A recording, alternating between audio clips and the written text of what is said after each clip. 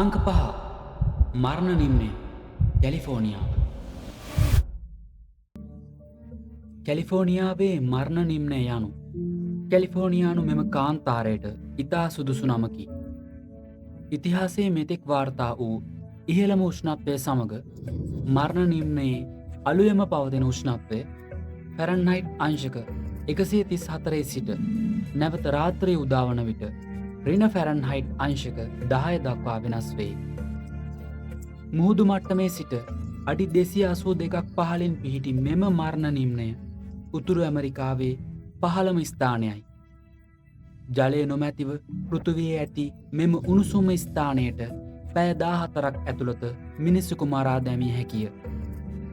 මෙම අද්භූත කාන්තාරයට පහළින් විශාල පාෂාණ සහ චලනය වෙමින් පවතින වැලි සහිත ස්ථානයන්ද සොයාගෙන ඇත.